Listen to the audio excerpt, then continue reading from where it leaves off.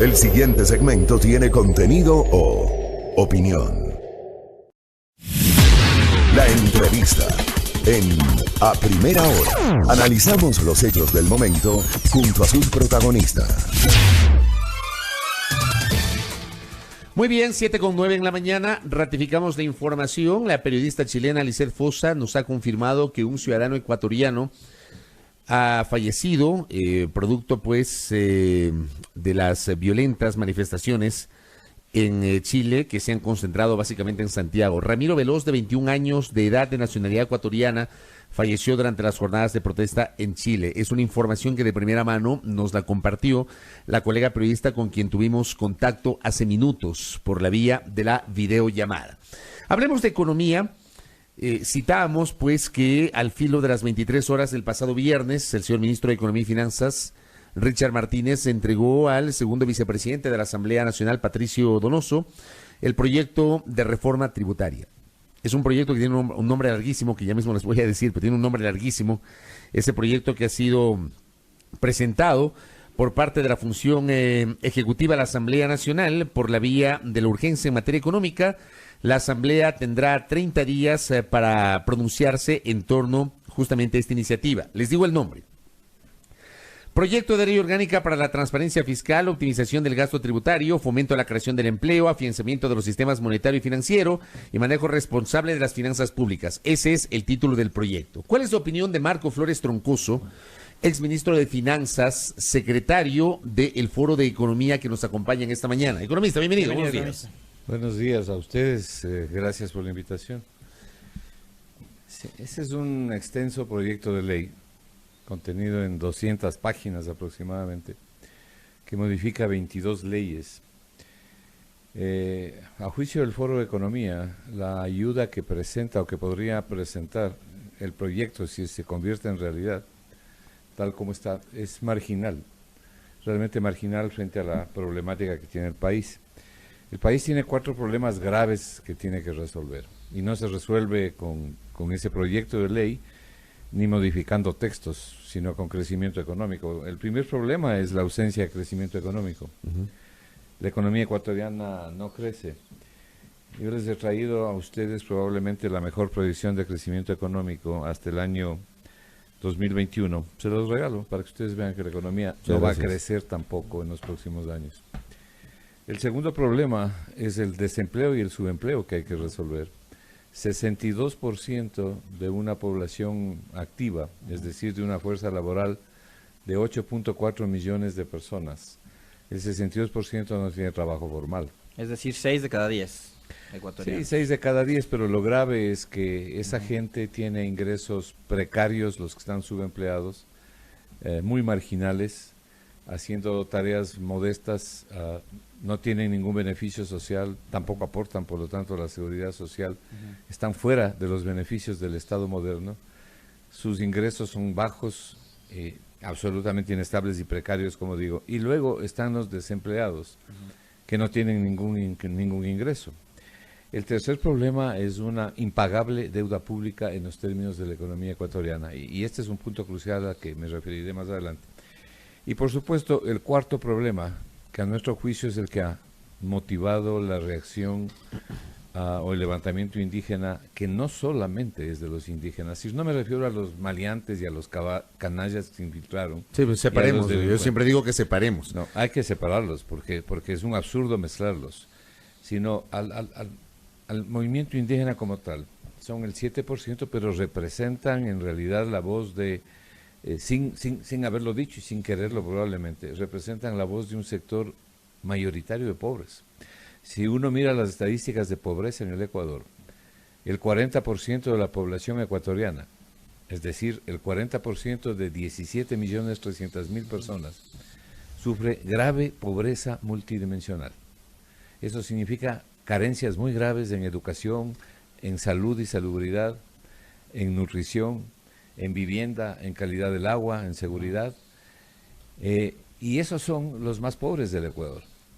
Pero la clase media tampoco se escapa, porque la clase media vive con las justas y vive al día.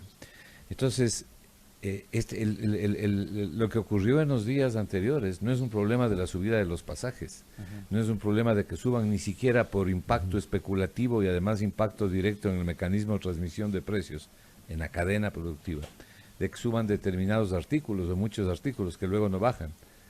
El problema es de pobreza, no es de pasajes. Y hay una inmensa masa de población ecuatoriana silenciosa, que está a punto de reventar. Y si no tenemos ojos para ver eso, y no tenemos oídos para ver lo que está sucediendo y oyendo, entonces en cualquier momento aquí va a pasar algo muy serio, porque no se puede continuar con una estructura como la que tiene el Ecuador. Esto, básicamente, y con esto concluyo, se fundamenta en la ausencia absoluta de crecimiento económico y la ausencia de equidad. Usted habla de la pobreza. ¿Expresar en qué? ¿Dónde notamos esa pobreza que advierte Marco Flores? ¿En qué sectores? No solamente lo advierto yo, las cifras están publicadas por el INEC. A ver, usted tiene en el Ecuador, si tengo que referirme a las cifras de pobreza, una población, como les decía hace un momento, de 17.300.000 ecuatorianos. Pobreza por ingresos, define el INEC, es una definición internacional. Aquellos que en el Ecuador están viviendo con menos de $85 al mes. Ojo, $85 al mes. Esa es pobreza por ingresos. Y pobreza extrema, aquellos que están viviendo en el Ecuador con menos de $48 al mes. 47.90 en realidad. No perdamos de vista estos dos indicadores. Ahora, ¿cuántos son los que viven con menos de $85 al mes y cuántos son los que viven con menos de $48? En el primer caso, un 24% de la población. Saque usted el 24% de 17.300.000 personas. Y usted va a encontrar una cifra de... A ver, Fabricio. ¿Ya sacó? El 24% de 17 millones. Claro, el 24% de 17 millones. Rapidito hacemos el cálculo, porque no lo tengo en mano.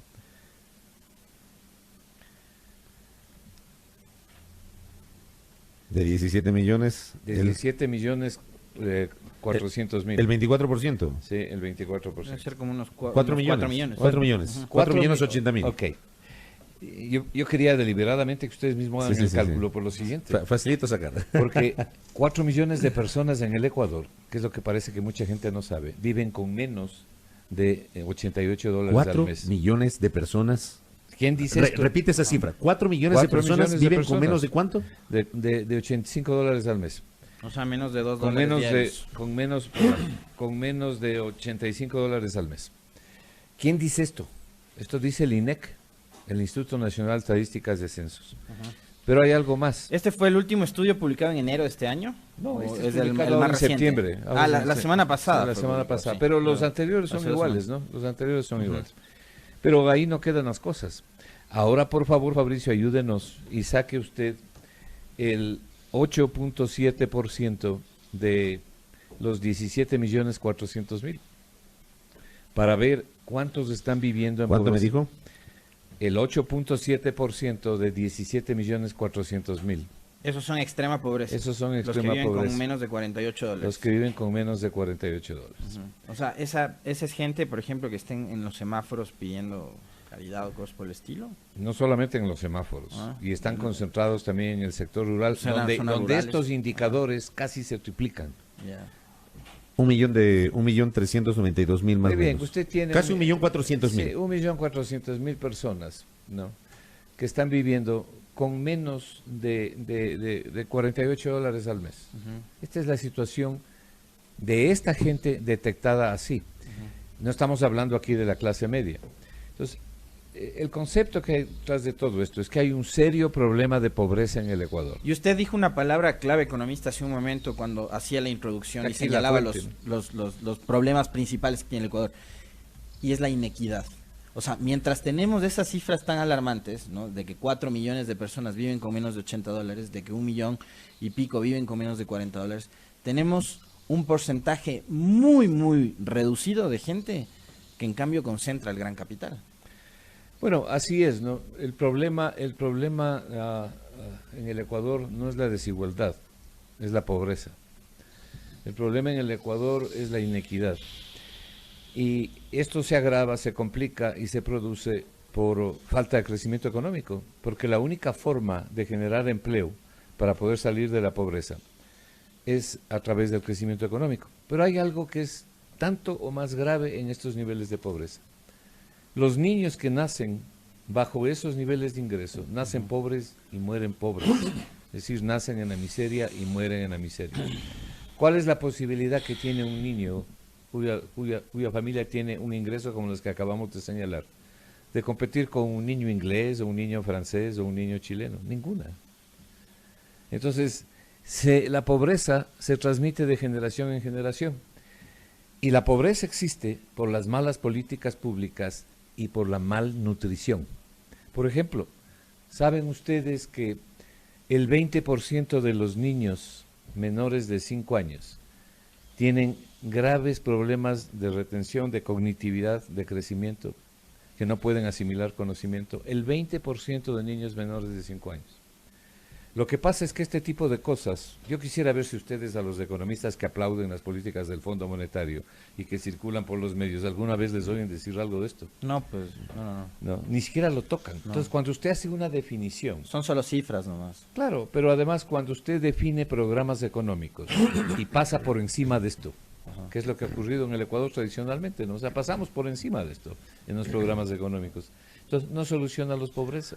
¿Usted es crítico del Fondo Monetario Internacional, economista Marco Flores? Yo soy crítico de la receta del Fondo Monetario Internacional en un país, me refiero porque el fondo puede ser muy útil en otras cosas, pero no conozco ningún país que haya tenido éxito con la receta. Aplicando las recetas. Claro, la receta. Argentina está a la vista. El ejemplo, ¿no?, más cercano del continente. Óigame, Grecia, después de 9 años en terapia intensiva, tiene unos indicadores lamentables. Y el nuevo primer ministro de Grecia, porque obviamente el anterior, por aplicar esa receta, el nuevo primer ministro que acaba de subir ahora en abril, se va por el lado de la política de Mario Centeno y está despotricando la política anterior. ¿Por qué? Vea los indicadores de Grecia luego de 9 años de la política de receta estándar de contracción. Ahora le pregunto, economista, porque digamos, este cuestionamiento se ha hecho durante todos los días de protesta y es el que hubo en el Ecuador.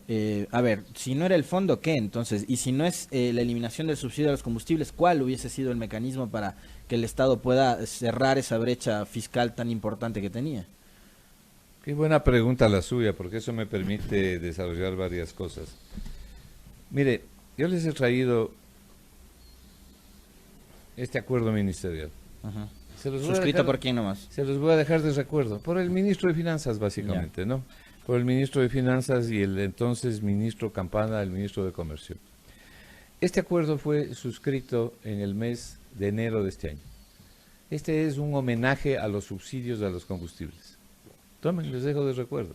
¿Puede leernos la parte más...? Ahora el ministro, bueno, aquí establece a lo largo y ancho del acuerdo la necesidad de los subsidios. De sostenerlos. De sostenerlos y además los fija, los subsidios al diésel, a los diferentes tipos de diésel y a las gasolinas. Y hace un razonamiento de por qué son necesarios. Ahora está diciéndonos todo lo contrario. Tome, se lo dejo de recuerdo porque es interesante que ustedes tengan la fuente de la información. Pero, a mi modo de ver, lo sustantivo en esto, ¿qué es? Lo sustantivo en esto, yo personalmente, y el Foro de Economía cree que los subsidios a los combustibles tienen que eliminarse. Nosotros mismos, en noviembre del año pasado, propusimos la eliminación de los subsidios a las gasolinas, pero no entrándole a dar con machete a todo el mundo. ¿Cómo lo propusieron ustedes? Porque aquí el grave error del señor Moreno fue que se dejó él inducir a error por estos fanáticos que creen que le pueden pegar con la vara a todos por igual. ¿Cómo le puede usted pegar con la misma vara al que gana 47 o tiene un ingreso de $47 al mes y al que tiene un ingreso mucho más elevado? Oiga, déjeme cortarle ahí y hacerle una pregunta. Y voy a apelar un poquito a la memoria. Usted fue ministro de Finanzas en el gobierno interino de Fabián Alarcón, si mal no recuerdo. Y si mal no recuerdo, usted sí propuso la revisión de los subsidios en ese gobierno. No, yo no propuse ninguna en ese gobierno se pretendió revisar los subsidios y finalmente se echaron para atrás en la segunda vuelta electoral. Bueno, no en mi tiempo. Lo único que sucedió... ¿Usted ya había dejado de ser ministro? No, yo terminé con el gobierno. Pero, yo sí recuerdo que se habló de ese tema, del tema de los subsidios. No, el gas. Exacto. El gas licuado de petróleo. El gas licuado de petróleo sufrió un pequeño incremento.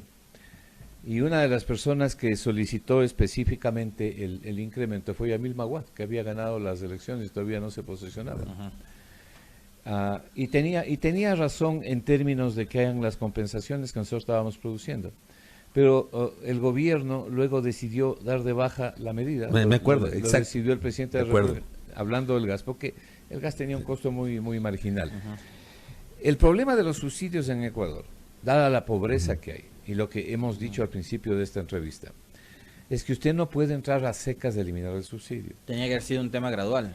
Y ahí viene, no un tema gradual, y ahí viene el grave error del presidente Moreno. Es más, nosotros creemos que hoy debería negociar. Claro, los ánimos están caldeados y se ha perdido una gran oportunidad.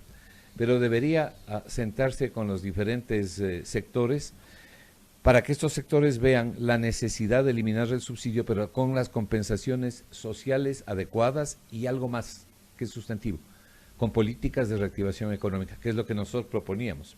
Lo primero que proponíamos al eliminar los subsidios a las gasolinas era reducir en 2% el IVA, aparte de una docena de medidas adicionales de reactivación económica, que las acabamos de publicar en el penúltimo, porque hemos hecho una publicación el día de ayer que ya les voy a decir. El efecto de la reducción de 2 puntos del IVA es incentivar el consumo. No solo incentivar el consumo, sino dejar dinero en el bolsillo de la gente. Y al dejar dinero en el bolsillo de la gente, usted incentiva el consumo. Pero en el cálculo de qué le beneficia más a la gente, si tener un subsidio a los combustibles o bajarle el IVA, de largo le beneficia mucho más bajarle el IVA. Porque además el IVA es un impuesto absolutamente regresivo, es el más perverso de los impuestos desde el punto de vista de regresividad. ¿Qué quiere decir impuesto regresivo? Quiere decir que pagan más los que menos tienen. Le voy a poner un ejemplo muy sencillo para que la ciudadanía nos comprenda. Por favor. Supongamos que queremos comprar esta mesa, y esta mesa vale $1,000. Muy bien. Hay una persona que tiene un ingreso de $2,000 y hay una persona que tiene un ingreso de 425, del básico, $500. ¿Qué porcentaje del IVA tiene que pagar el uno en relación al ingreso? ¿Cuál paga más de su ingreso? El que gana menos. Tiene que dedicar 12% de $1,000, $120 tiene que pagar por IVA el que gana $500 y $120 tiene que dedicar el que gana $2,000. Claro, no es como el impuesto a la renta que paga más. Es progresivo, porque es progresivo. Paga más el que más gana. Esta regresividad del impuesto, que es negativa, por supuesto, cuando usted hace lo contrario, cuando baja el impuesto, como nosotros estábamos proponiendo o nosotros propusimos, le beneficia más al que menos tiene, por la misma razón. Creo que está claro, ¿no es cierto? Ahora, nos dicen, por favor, economista, ¿cuáles serían las medidas de compensación? Una es esta, la reducción. Otra. Y una de las cosas que no hay que olvidarnos antes de pasar a contestar esa pregunta, es que el gobierno no puede olvidarse de los jubilados. Hay una enorme masa de jubilados que está siendo enormemente perjudicada. Entonces hay necesidad de establecer compensaciones sociales. A ver, son, como le dije, como 12 medidas. Le voy a señalar algunas. Nosotros proponíamos introducir la tributación territorial en el Ecuador. ¿Qué quiere decir esto? Que usted solamente pague impuestos de los ingresos generados en el Ecuador y no en el exterior. Si usted tiene un ahorro en Chile y gana $1,000 anuales o $5,000 anuales por una inversión que ha hecho ahí, no tiene que pagar impuestos aquí. Esto lo tienen 40 países y varios de Latinoamérica como Panamá. ¿Para qué? ¿Para qué proponemos esto? Para que regrese la plata de los ecuatorianos, que el señor Orlando se pasó diciendo que hay $30,000 millones en el exterior. Regrese en buena medida al país. Para eso tiene que eliminar esa absurda declaración patrimonial que hay.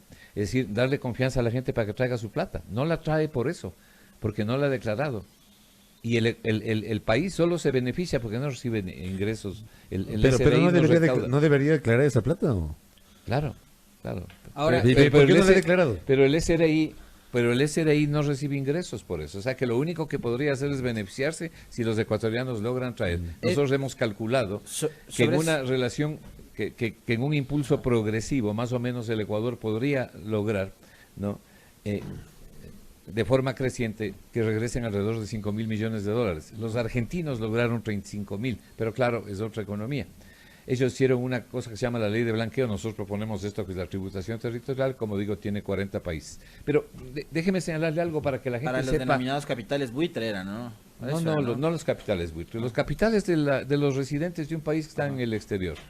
Sobre ese tema, el Diario Expreso el día de hoy, Economista, publica esta nota que dice: la nueva reforma económica a propósito del proyecto de ley que llegó el pasado viernes a la Asamblea apuesta por repatriar capitales. La medida busca regularizar patrimonios no declarados en el exterior para que tributen. Según analistas, hay cerca de 30.000 millones de dólares en el extranjero. El nuevo proyecto ya está en manos de la Asamblea. En términos generales, la medida busca abaratar por una ocasión la tributación de capitales del exterior u otros activos que no hayan sido declarados como patrimonios por sus propietarios y por lo tanto no hayan pagado impuestos. Claro, lo que usted esa planteaba. es una propuesta nuestra. Ya. Nosotros hemos hecho varias pruebas. Con esto Pero el país va a recuperar 5.000 pero millones. la han modificado, porque establecen un determinado pago porcentual al SRI. Entonces la gente no trae la plata. Es decir, lo que hay que hacer es liberar, en definitiva, el flujo de recursos del exterior, de residentes que están en el Ecuador, del exterior hacia el país.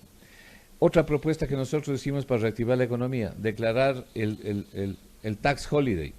Y proponíamos que 2 días en el año no se cobre impuesto IVA, es decir, no se pague IVA por compras de hasta $100 y se hagan coincidir esos días con la entrada a colegios o con Navidad. Algo así como el Black Friday, alguna cosa por el estilo. Es el para incentivar igual. el principio central de las ofertas. Es increíble en los países que tienen este tipo de medidas cómo la gente acude a comprar.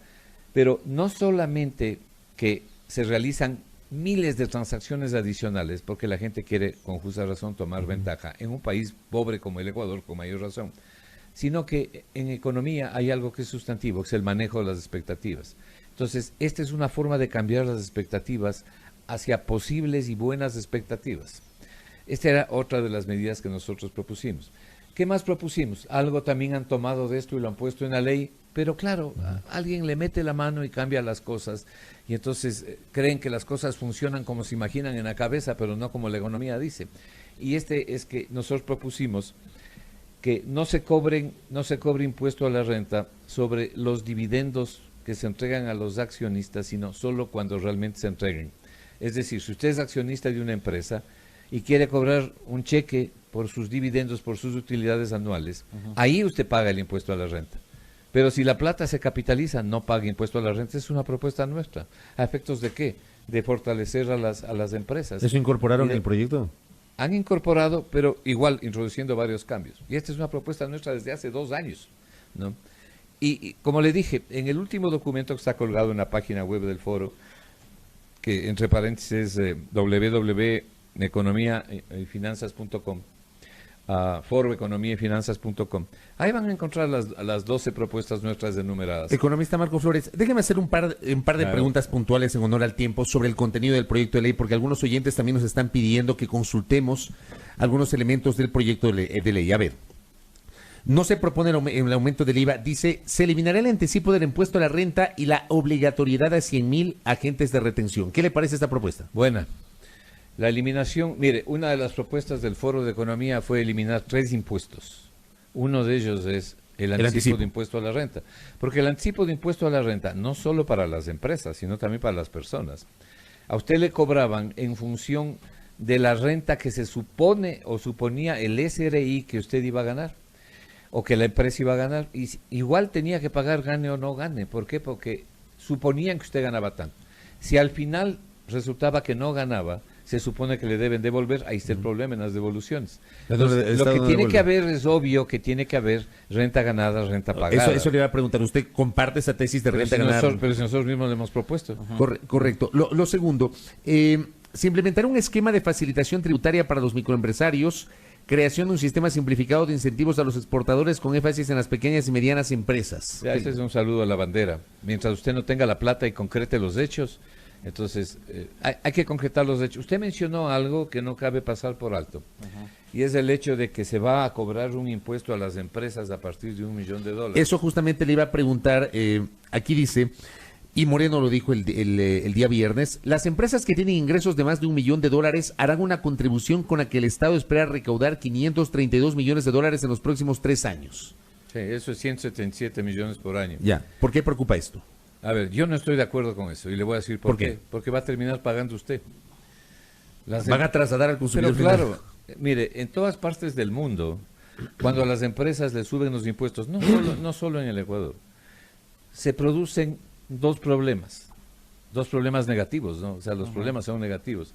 Es decir, dos acciones negativas. La primera, las empresas trasladan el incremento de sus costos de producción. Eso es un incremento de costos de producción, porque es más impuestos. ¿A quién? Al pobre cristiano, al consumidor que compra los bienes y servicios que producen. Entonces usted va a pagar. Y la segunda, el efecto en la demanda es contractivo. Entonces las empresas también se perjudican porque venden menos. Es decir, paga más el consumidor y las empresas venden menos. El Ecuador está saturado de impuestos. No necesita más impuestos. Si usted suma los impuestos que se paga al SRI y los impuestos nación a los municipios, consejos provinciales y otros estamentos del Estado ecuatoriano, hay más de 64 impuestos en el Ecuador, 65 exactamente. Entonces, no necesita más impuestos. La carga tributaria en el Ecuador, contrariamente a lo que a veces dicen las autoridades económicas, es la más alta de América Latina. Está en la punta de la pirámide. Por la cantidad de impuestos, dice usted.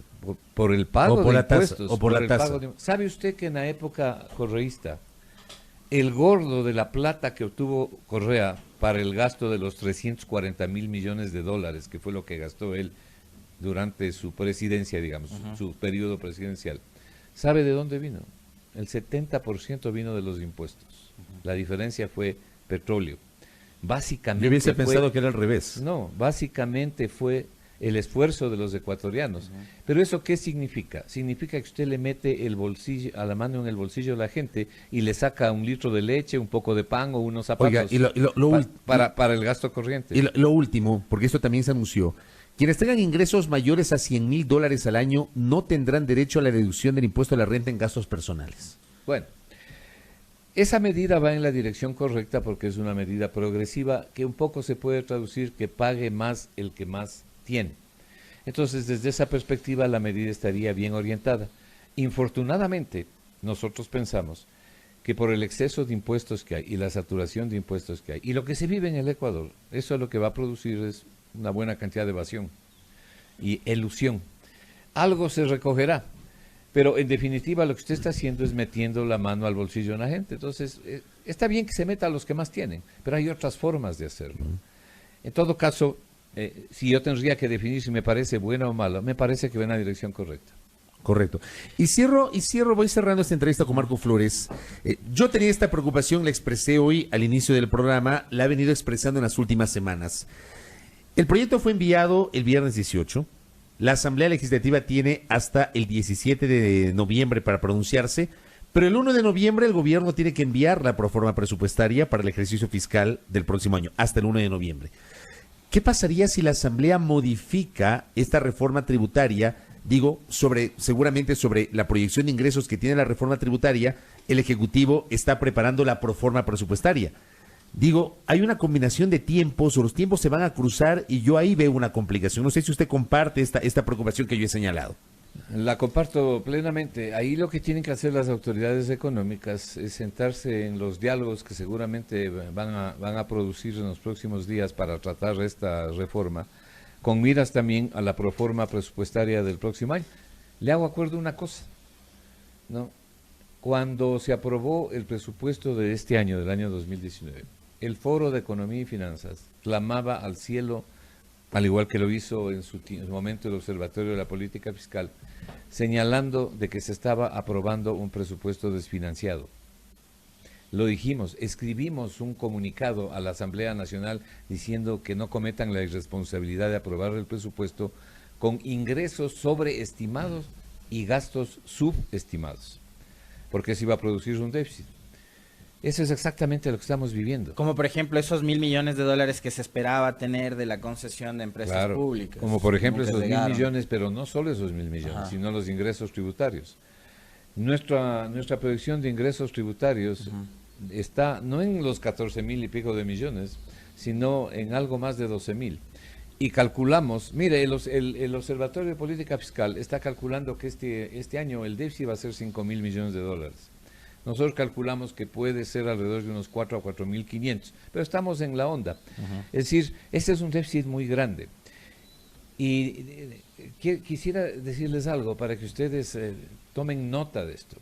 Aquí se habla mucho de que se recibió la economía con un déficit del 7% y se lo ha bajado al 3%. Bueno, eso es verdad. Pero para bajarlo al 3%, se cogieron más de 2 puntos del PIB, más de 2.000 millones, que tenían que ser pagados en el año, se los pasaron para el próximo año. Es decir, escondiendo la basura debajo de la alfombra. Esto es lo que en finanzas se conoce como incrementar la bola. La bola son las obligaciones pendientes de pago que usted no las paga en un año y las pasa para el próximo. Pero ahí se va a incrementar. Pero claro, por eso se llama bola. Y la segunda cosa que pasó, las famosas remisiones tributarias, pues, que se producen por una sola vez, a propósito de lo cual el Foro de Economía y Finanzas acaba de emitir un comunicado dirigido al ministro de Finanzas para que le proporcione la información al país.